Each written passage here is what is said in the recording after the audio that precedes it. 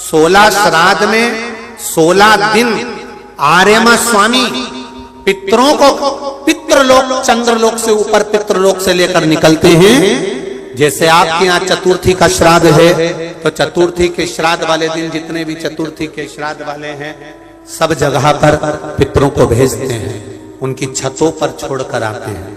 फिर 7 दिन तक श्राद्ध वाले 16 दिन तक पितृ पूरी पृथ्वी पर मृत्यु लोक में भ्रमण करते हैं, श्राद्ध का भोजन करते हैं। एकम का श्राद्ध जिसका होता है उसको भेजते, दूज का जिसको भेजते, तीज का जिसको भेजते। इनको लेकर उस दिन वापिस नहीं जाते, इनको अमावस्या वाले दिन लेकर जाते। 16 दिन श्राद्ध के पूर्वज पितृलोक छोड़कर चंद्रलोक छोड़कर मृत्यु लोक में रहे,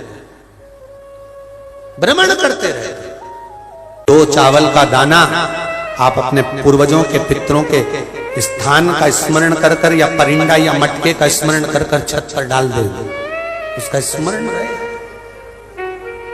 मिले उसका। श्राद्ध पक्ष के अंदर चुटकी भर आटा दरवाजे की दोनों चौखट पर डाला जाता है। किसी किसी के यहाँ दरवाजे पर आटे से रंगोली बनाई जाती, वो देव पितर के भाव से डाला। जिस बेटे बेटी का मंगल विवाह नहीं हो रहा हो, शुभ कार्य की सूचना नहीं आ रही हो, बहुत दिनों से एक फाइल कहीं लगी हुई है, अटकी हुई है, नहीं काम हो रहा, हम उनसे कहेंगे ये जो 16 दिन श्राद्ध के हैं, जितने दिन निकल गए, जितने दिन बचे हैं उन दिन में आपके दरवाजे के बाहर एक चुटकी घर से आटा लाकर चौखट के इस ओर चौखट के उस ओर दोनों जगह चुटकी भर आटे को डालना प्रारंभ करो। 16 दिन श्राद्ध के पूर्ण हो। जब अमावस्या आए किसी जलाशय, सरोवर, तालाब, बावड़ी, कुआं के पास में घी का दिया लगाकर आना, बाबा से प्रार्थना कर आना। केवल 22 से 24 दिन निकलते हैं और घर में कोई शुभ कार्य की सूचना आना प्रारंभ हो। रोटी जब देते हैं या तो गाय के मुख में 16 श्राद्ध में जब रोटी देते हैं तो रोटी को बीच में से तोड़कर, रोटी का जो भाग होता है उसको मतलब ऊपर से फुलका का परत नहीं निकालना है। रोटी जो सीधी सीधी है ना, जैसे ये रोटी है तो इसको बीच में से तोड़ लिया, 2 भाग विभाजित कर लिया, नीचे वाले भाग में भी थोड़ा सा गुड़ शक्कर रख लिया, ऊपर वाले भाग में भी गुड़ शक्कर रख लिया, एक के ऊपर एक रोटी को रख लिया, वो गाय को दी। तो अपन श्राद्ध पक्ष में 2 पूड़ी का प्रमाण है कि गाय को 2 रोटी दी जाती है, कुत्ता को 2 रोटी दी जाती है। 2 पूड़ी रख के देते हो, देते आप लोग तो देते होगे, 2 पूड़ी के ऊपर पूड़ी रखकर, थोड़ा सा मीठा रखकर, नमकीन रखकर, कुत्ते को भी देते, 2 पूड़ी तोड़कर कागा को भी देते। 2 पूड़ी का प्रमाण कहां से आया? 2 भाग रोटी के टुकड़े का प्रमाण कहां से आया? श्राद्ध पक्ष में ही ऐसा क्यों किया जाता है? बाकी के समय पर तो कोई ऐसा 2 पूड़ी का प्रमाण ही नहीं, पर श्राद्ध पक्ष में ये क्यों कहा जाता है कि पूड़ी के ऊपर पूड़ी रख दे, उसमें मीठा रख दे, खीर शक्कर रख दे, गाय को दिया, कुत्ते को दिया, कागा को दिया, ऐसे क्यों कहा जाता है?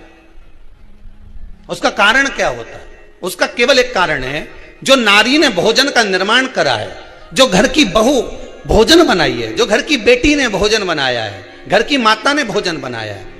महाराज, पिता पुरुष एक कुल को तारता है, बेटी 2 कुल को तारती है। जब श्राद्ध पक्ष में 2 भाग रोटी के कर कर गाय को देती है, 1 भाग तो उसके ससुराल वालों को मिलता है, ससुराल को। जब गया जी का पिंड होता है तो नाना नानी सबका स्मरण कराया जाता है। 4 भाइयों का परिवार है, पर पितृदोष मुझ पर ही क्यों आ रहा है? मैं ही क्यों तकलीफ भोग रहा हूं? मेरे को ही क्यों कष्ट आ रहा है? मेरे ही क्यों पांव दुख रहे हैं? मेरे घर में क्यों ऐसी परेशानी आती है? सबकी सब तो सुखी है। ध्यान रखना, पितरों का जिससे लगाव होता है और जिसको पितरों ने दिया होता है, पूर्वजों ने दिया होता है, भगवान ने दिया होता है, लालसा उसी से होती है। भीख मांगने वाला, भिक्षा मांगने वाला भिखारी भी होता है, भिक्षुक भी होता है। तो गाड़ी देख लेता है कि 4 व्हीलर गाड़ी से आया है तो सेठ जी 10 रुपया देगा। कोई पैदल जाता है तो भिखारी भी सोचता है बेचारा क्या देगा, उसके पास तो खुद नहीं, पाँव में चप्पल नहीं पहना है, फिर भी हाथ फैला देता है कि दे दे तो ठीक है, नहीं तो कोई गाड़ी वाला तो देगा ना मुझको। उसी तरह घर के पूर्वज, घर के जो आहूत होते हैं, घर के जो पितर होते हैं, घर के जो वासुक होते हैं, घर के जो पूर्वज होते हैं, आशा उसी से लगते हैं जो दे सकता है। जिसके पास है ही नहीं उससे क्या आशा रखेंगे? जिसके पास कुछ है ही नहीं उससे आशा रखना क्या? देने के लिए कुछ भी नहीं। हम हमारे पूर्वजों को क्या मत दो ना, स्माइल तो दे सकते हो, जिस दिन तुम्हारे पूर्वजों का श्राद्ध है, तुम्हारे पास में खिलाने के लिए अन्न नहीं है, तुम्हारे पास देने के लिए दान नहीं है, तुम ब्राह्मण को घर में नहीं बुला सकते, कुछ भी नहीं दे सकते, तुम्हारे पास देने के लिए वस्त्र नहीं, आभूषण नहीं, कुछ भी नहीं, मत दो। निवेदन है बस चेहरे पर प्रसन्नता रखकर, एक निवेदन है कि चेहरे पर प्रसन्नता रखकर उस दिन अपने पूर्वजों को याद जरूर करना और कह देना कि आप ही का दिया हुआ है जो हम खा रहे हैं, हम पर करुणा करना, हमारे पास कुछ भी नहीं है। डब्बे में से गुड़ या शक्कर निकालकर अरे गैस को लाइटर से जलाकर उसकी अग्नि में छोड़ देना, पर 2 दाने शक्कर के छोड़ना जरूर, जिससे वो जीवात्मा दरवाजे पर आकर भूखी ना जाए, उसके मुख में कुछ तो चला जाए और वो जीवात्मा तुम्हें आशीर्वाद दे जाए। तुम्हारे पास कुछ ना हो तो इतना तो दे सकते हो साहब, स्माइल तो दे सकते हो, प्रसन्नता तो दे सकते हो, मीठी वाणी तो दे सकते हो, अपने पूर्वजों को याद तो कर सकते हो, अपने इष्ट को याद तो कर सकते हो, जिसने दिया है उसका गुणगान तो गा सकते हो। श्राद्ध पक्ष में विषकपि अवतार का महत्व क्या है?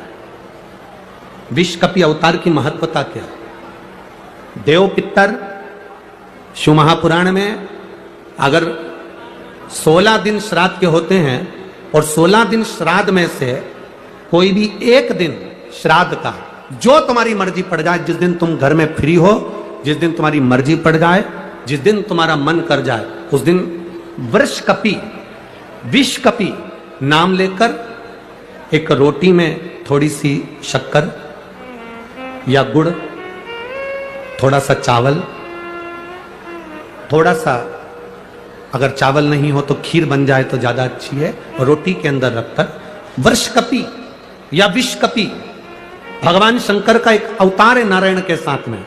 भगवान शिव और भगवान शंकर का और नारायण का एक अवतार मिलकर हुआ था। भगवान शिव और नारायण का मिलन से 3 अवतार हुए थे, 3 अवतार हुए। एक हरिहर अवतार भी भगवान शंकर और नारायण के मिलन से हुआ, एक वृषकपि अवतार भी नारायण और शिव के मिलन से हुआ। तो जो वृषकपि अवतार है भगवान शंकर और एक भगवान नारायण और भगवान शंकर के मिलन से शरंभेश्वर अवतार भगवान शंकर का और नारायण का मिलकर हुआ है, शरंभेश्वर। ये 3 अवतार नारायण और शिव जी मिलकर बने हैं। 3 अवतार भगवान शंकर ने नारायण के साथ मिलकर लिया, शरीर एक बनाया, दोनों मिल गए, एक शरीर बनाकर जगत का कल्याण करें।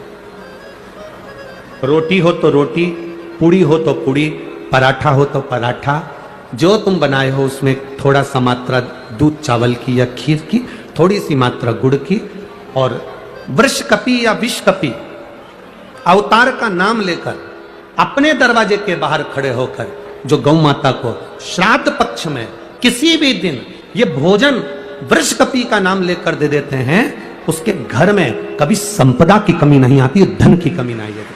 श्राद्ध पक्ष का ये स्वरूप है विषकपि अवतार। एक बार सब बोलेंगे, बोले विषकपि भगवान की। अब नाम आप लोग ले जिससे आप लोगों को याद हो जाए, बोलिए विषकपि भगवान की। आप विषकपि बोल सकते हो, वृषकपि भी बोल सकते हो, वृषकपि भी बोल सकते हो, और विष देव पितर कथा का ये सबसे सुंदर संवाद है विषकपि अवतार। पुराण की कथा सुन ली तो पितरों को समझ जाएगा कि पितर है क्या। सारे लोकों में सबसे सुंदर लोक है पितर लोक। कारण क्या है? तुम्हारे यहां दिवाली साल में एक बार मनाई जाती है, देवलोक में दिवाली साल में एक बार मनाई जाती है, नाग दीपावली के दिन। पितृलोक में दीपावली रोज मनाई जाती है। कारण, पितृलोक में दिवाली रोज क्यों मनाई जाती है, उसका कारण क्या होता है? लक्ष्मी जी ने नारायण से पूछा, ब्रह्माणी ने ब्रह्मा जी से पूछा, इंद्राणी ने इंद्र से पूछा, एक बात बताओ, तुम दिन भर बैकुंठ में नहीं रहते हो नारायण, आप कहां चले जाते हो? भगवान विष्णु ने कहा, मैं बता नहीं सकता कि मैं दिन भर कहां जाता हूं। नहीं, आज तो आपको बताना पड़ेगा कि तुम दिन भर कहां जाते हो, तुम दिन भर रहते कहां हो, कहां पहुंच जाते हो दिन भर, आपको बताना पड़ेगा, ये आपको बोलना पड़ेगा। भगवान नारायण कहते हैं, मैं नहीं बता सकता। सुबह शाम घर पर आते हो, दिन भर गायब रहते हो, आखिर जाते क्या हो? पत्नी पति से क्यों ना पूछे? तुम भी अपने पति से पूछ सकती हो, क्यों दुकान तो 8 बजे बंद हो गई थी, 11 बजे आ रहे हो, कहा वो काम था। लक्ष्मी जी ने पूछा तुम दिन भर कहां रहते हो? भगवान विष्णु ने कहा मैं बता नहीं सका। बताना पड़ेगा। तब नारायण ने कहा, फिर नारायण बोले, नारायण ने कहा कि देखो लक्ष्मी, बात ऐसी है कि पितृलोक इतना सुंदर लोक है, इतना सुंदर लोक है कि जहां जितने पितर निवास करते हैं उनके घर का कोई व्यक्ति अगर कथा सुनने जाता है, मंदिर जाता है, अगरबत्ती लगाता है, दिया लगाता है या पूजन आराधना करता है या भूलवश भी कहीं भगवान की कथा में जाकर बैठ जाता है, जितनी देर उसके घर का व्यक्ति कथा में बैठता है, नारायण कहते हैं उतनी देर मैं उसके घर के पितरों के कंधे पर हाथ रखकर कथा को श्रवण करता हूं। पितृलोक इतना सुंदर है। और पितृलोक के जो स्वामी है आर्यमा स्वामी, वो पितृलोक के जो स्वामी है वो भी बड़े सुंदर है। और पितृलोक के जो स्वामी है बड़े सुंदर, और पितृलोक के स्वामी जिस पर बैठते हैं, काय पर बैठते हैं? कौवे पर, वो भी बड़ा सुंदर, अति सुंदर। अरे गुरुजी कहां की बात कह रहे हो? सबसे सुंदर पक्षी तो मोर है। राष्ट्रीय पक्षी में भी उसको कहा सबसे सुंदर पक्षी तो मोर है, और आप कह रहे हो कि दुनिया का सबसे सुंदर पक्षी कौवा है। अरे भाई, जिसने कथा नहीं सुनी उसको लगता है कि दुनिया का सबसे सुंदर पक्षी मोर है, पर अगर शास्त्र को उठाकर देखोगे तो दुनिया का सबसे सुंदर पक्षी कौवा था। पहले नंबर पर सफेद, सुंदर, अति सुंदर, कौवे के आगे कोई पक्षी नहीं था। वो तो ब्रह्मा जी ने पृथ्वी पर यज्ञ करा, और पृथ्वी पर जब यज्ञ करना चाहा ब्रह्मा जी ने, तो उस समय पर ब्रह्मा जी ने कहा मुझे इस पृथ्वी पर यज्ञ करना है, इस जमीन को लीपने के लिए अमृत की जरूरत है। जैसे अपन गाय का गोबर लीपने के लिए लाते हैं, वैसे ब्रह्मा जी ने कहा इसको लीपने के लिए अमृत चाहिए। अमृत कौन लेकर आएगा? कोई आगे नहीं आया, तब ब्रह्मा जी ने कौवे को बुलाया, ए कौवा तुम अमृत लेकर आओ, क्योंकि तुम्हारी दृष्टि बड़ी प्रबल है, तुम अमृत को ढूंढ कर ला सकते हो।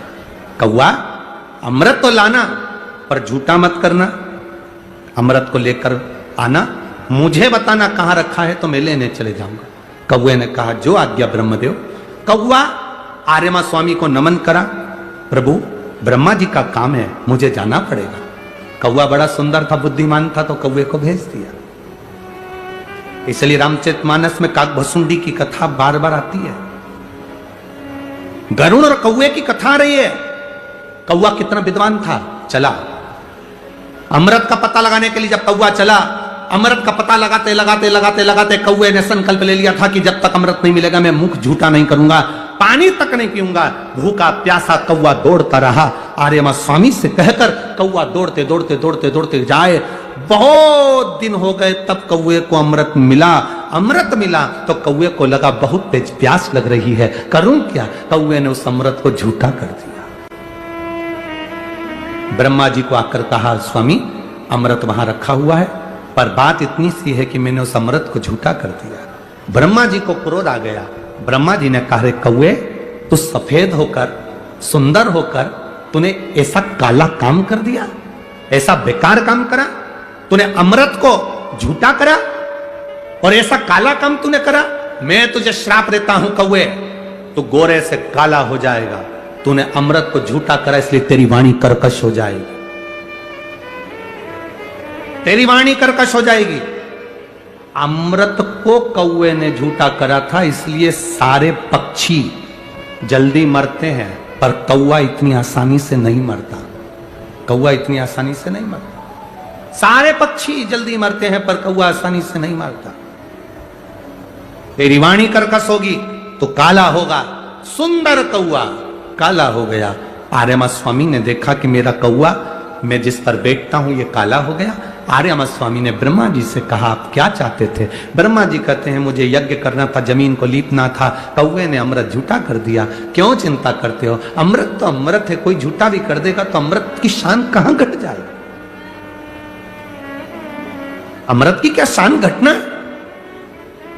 आर्यमा स्वामी ने कौवे से कहा तू चिंता मत कर। आर्यमा स्वामी बोले कौवे तू चिंता मत कर, आज मैं तुझको एक कार्य देता हूं, जब 16 श्राद्ध आएंगे कौआ, जिस जीव की जो तिथि होगी, मान लो किसी की चतुर्थी तिथि है, उस चतुर्थी तिथि पर तुझे छोड़ने के लिए पृथ्वी पर पितरों को जाना पड़ेगा।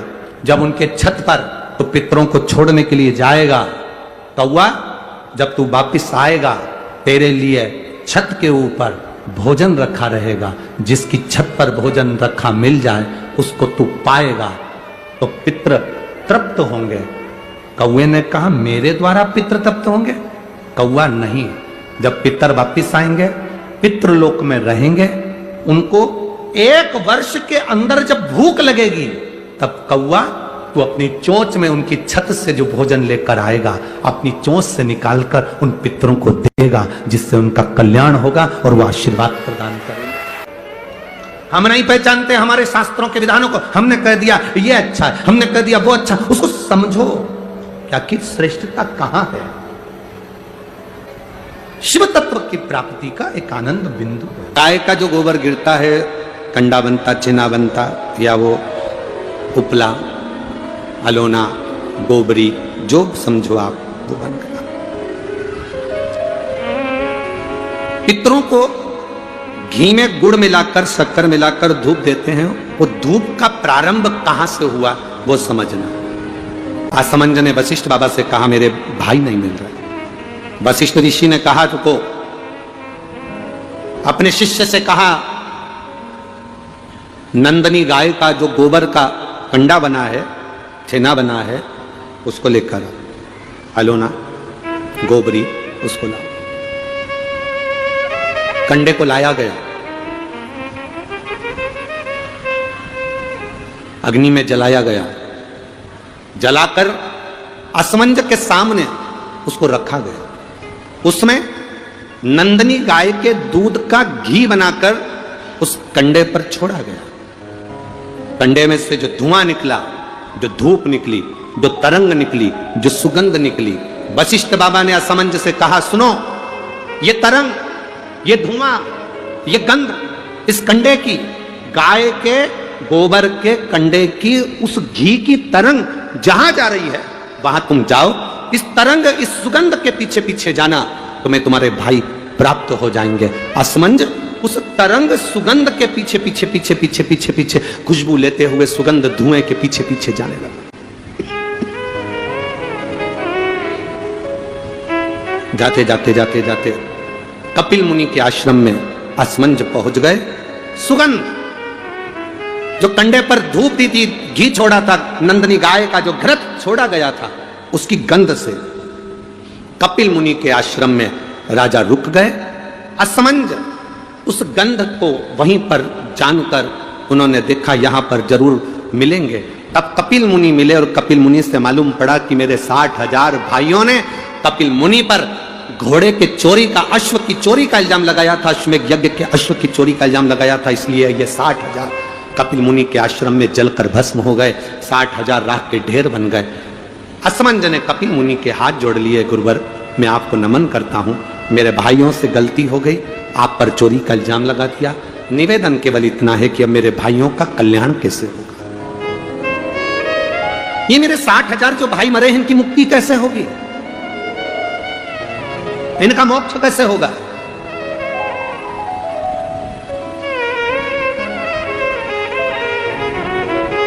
कपिल मुनि ने कहा ब्रह्मलोक से गंगा पृथ्वी पर लेकर आना। गंगा का जल जब कपिल मुनि कहते हैं मेरे आश्रम में आएगा तो ये 60,000 राख के ढेरों का कल्याण गंगा का जल कर जाएगा। ये गंगा का जल 60,000 राख के ढेर का उद्धार कर जाएगा।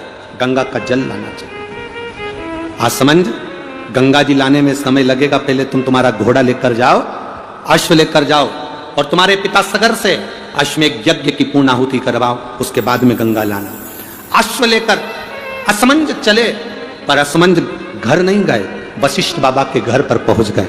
वशिष्ठ ऋषि के यहां जाकर असमंज ने हाथ जोड़कर कहा गुरुदेव, तुमने जो कंडे पर घी छोड़ा था, गाय का जो घी छोड़ा था, उसकी जो गंध उठी थी, वो गंध ने मुझे अपने भाइयों से मिलवा दिया। आपसे एक निवेदन है गुरुदेव। गुरु जी बोले, वशिष्ठ बाबा बोले बोलो।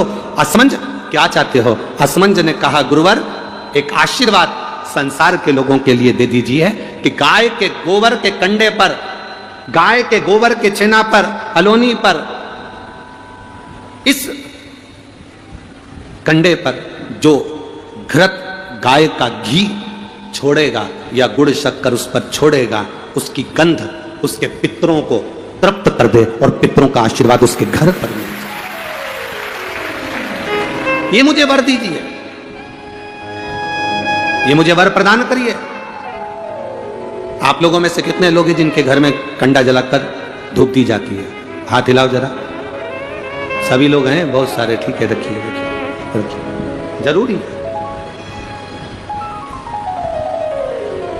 श्राद्ध पक्ष में ये दुनिया के लोग भले हंसे हमारे सनातन धर्म पर, दुनिया के लोग भले हमारे सनातन धर्म पर उंगली उठाएं कि कंडा जलाकर धूप छोड़ने से क्या पूर्वजों को मिल जाती है, घी शक्कर छोड़ने से क्या हमारे पूर्वजों को प्राप्त हो जाती है। दुनिया के लोग कितना भी हंसें, दुनिया के लोगों को यह ज्ञान होना चाहिए कि गाय के घी में, गाय के कंडे में जब अग्नि तपती है और गाय का घी जब कंडे पर डलता है तो हमारे पूर्वजों को वो तरंग प्राप्त होकर हमें वर प्राप्त होता है और हमारे जीवन का कल्याण होता है, हमारे जीवन का सुख प्राप्त होता है। और जब अमावस्या का दिन होता है, श्राद्ध पूरा हो रहा है, अमावस्या का दिन है, शाम का समय, जो जैसे अशोकनगर है, गुना है, शिवपुरी है, सीहोर है, भोपाल है, या आसपास के जितने गांव हैं, शहर हैं, इनके पास में जो नदी होती है, जो तालाब होता है, जो कुआं होता है, जो बावड़ी होती है, सारे पितर एकम से लेकर अमावस्या तक जितने भी पितर होते हैं, चाहे जिसके घर के हों, प्रत्येक घर के पितर नदी, तालाब, बावड़ी, कुएं के पास इकट्ठे होते हैं, क्योंकि पितर 16 दिन भोजन ग्रहण करने के बाद अमावस्या के दिन पानी पीने के लिए गांव की बावड़ी, तालाब, कुआं, नदी पर जाते हैं और वहां पानी का आचमन कर कर हाथ में जल लेते हैं। आर्यमा स्वामी कहते हैं कि जिसने आपको भोजन कराया है, जिसने आपको आमंत्रित करा है, जिसने आपको बुलाकर सम्मान दिया है, आप अपने पुण्य उनके खाते में दीजिए। तो पितर हाथ में जल लेकर उनका नाम लेकर कि मेरे मंझले बेटे ने, कि मेरे बड़े बेटे ने, कि मेरे छोटे बेटे ने, कि मेरे चौथे बेटे ने, कि मेरी बेटी ने, कि मेरे उसने भोजन कराया, उनका नाम लेकर पितर जल छोड़ देते हैं तो साल भर उसके यहाँ भंडार भरा रहता है और वो उन्नति की ओर बढ़ता है। इसलिए सनातन हिंदू धर्म में नियम है कि 16 श्राद्ध के 16 दिन पूरे हो और अमावस्या का दिन हो, आप